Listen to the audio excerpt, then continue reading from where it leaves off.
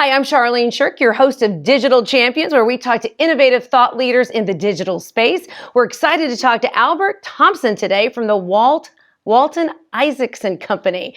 Thank you so much for joining us today, Albert. Thank you, and it's a pleasure to have me. And thanks for welcoming me on the show. I heard you're the bomb, so I know I'm in great company. Oh, no pressure at all no pressure at all. I got it. I can handle it. So let's talk a little bit about the Walton Isaacson Company. Tell us what you do, what you're all about. I think the agency was really created out of this notion that the world didn't need another agency. And that's really what, the founder started with, in particular Aaron Walton. I think the other thing he always manifested was clients need to face the world the way they face them. And it has a lot to do with the fact we've done a lot of multicultural work, a lot of diversity, equity, inclusion work. And while we're always trying to live sort of the center of culture. So in a snapshot, we're a full service agency if you look at the stat sheet of all the things that we do. But the opening thoughts is really, I think, how the agency has positioned itself over the past decade and a half. I love that you face the world the way they face you. Talk a little bit about break that down a little bit for folks, because that's a very unique statement. Absolutely. I mean, look, the world is very diverse. It always has been. You're starting to look past those top tier markets, your LA's, New York, Miami's, to your secondary markets that are emerging. And you see the same sort of cultural complexion: Black, white, Latino, Asian, LGBTQ. I mean, it's our communities in this country are very rich. So when you start to look at it, brands sell or bring products to market in very diverse communities, in very diverse marketplaces. But many times they don't face the world they face them, meaning they're not diversified in their thought. They're not diversified in their representation. They're not diversified in their intentionality of how they speak to consumers. And that becomes a point of friction. And look, let's be clear, that becomes a point of lost opportunity and lost profits. Yes, underscore that. Absolutely. So when a client comes to you, are they coming to you specifically for that reason, or are they coming to you with other pain points? And when you have the client in front of you, that's a great opportunity for you to share that thought with them. If I were to look at how clients are inbound, it's really a mixed bag. I mean, look, every client has a problem. And I think the way the agency positioned itself was, what's that thing that you can't seem to solve? Because in a typical RFP or agency of record format doesn't really get addressed. And there are always problems behind the problems. I always tell people there's the RFP, and then there's the real business challenge or problem they're trying to solve, which a lot of times you can't even put in the RFP, or you can articulate it clearly. So I think that's the thing that has always been our sticking point with clients is, what is the it that you're really trying to get at? Because I think it breeds transparency, and it really breeds honesty, and them sort of laying out what it is we are not effectively doing well. And talk to me a little bit about, with this thought in mind, with this philosophy, where do you see taking this in the next, just say, 2 years within the digital space? How do you think the evolution of this will continue within the next 2 years?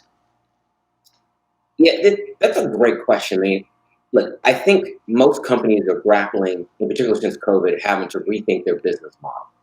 And part of their business model, beyond supply chain or product innovation or product updates, has to start with the consumer first. I mean, look, you have a consumer on one end, as I always say, and you have a product made on the other end. People are obsessed over too much about what's in the middle. Agencies were in the middle. Media partners, platforms are in the middle. Supply chain is in the middle. I think there has to be a greater obsession about the consumer and where their head is at and where it's going. But you can't do that if you don't face them the way they face you, because you can't do it with empathy.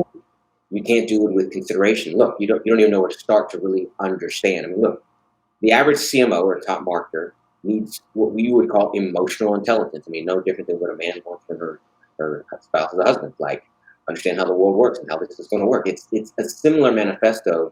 It needs to start to breed itself in the marketing discipline as it ladder ups into solving business objectives. So when you start to look at technology, it's a great tool to solve that. It's a great tool to run that out. It's a great tool for discovery. It's a great tool for, as they say, digital always rewards depth, in particular to the user. But the thing is, the machines alone won't save us. Human input is what makes the machines smarter. So I think what you're going to look at is companies going back to where they were in the beginning, where they understood people better, to better engineer the machines that get us to those effective outcomes. And I think you heard terms like programmatic, and it's like, your programmatic's the answer. And well, no, it's not the answer. The consumer is the answer. you better understand how their movement is to better inform programmatic as a discipline. And I think that got lost because then AI came along and people are like, oh, AI is really smarter than people. Well, AI is only good as the people programming artificial intelligence, which is why there's bias in it. So you look at that, there's repeated history of the machines are only as smart as the people informing them. So technology is great, but we have to reintroduce the human element out in front of it so the machines do effectively what they do and can do best. I love that. I love that perspective. It's an obvious one, but I think everybody depends on the AI and the technology, and they forget the human factor. Because at the end of the day, you're talking to another human on the other side of that technology. Absolutely. I mean, we're still in a place where human beings walk into retail, not robots for us.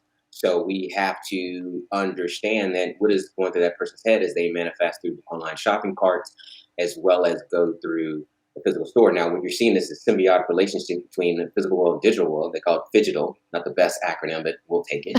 So Amazon has a contactless store driven by technology. You don't greet a person at checkout.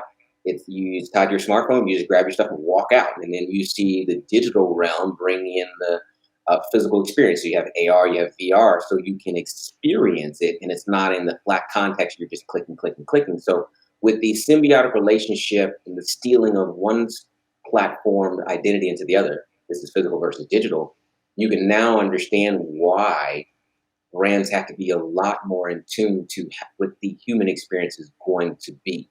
Because you could lose on both ends now if you start doing it without it being properly informed. Albert, thanks so much for joining us. What a refreshing conversation to kind of revisit what truly at the end of the day, what it's all about. Absolutely. Thank you for All having right. me. Thank you. It was absolutely our pleasure.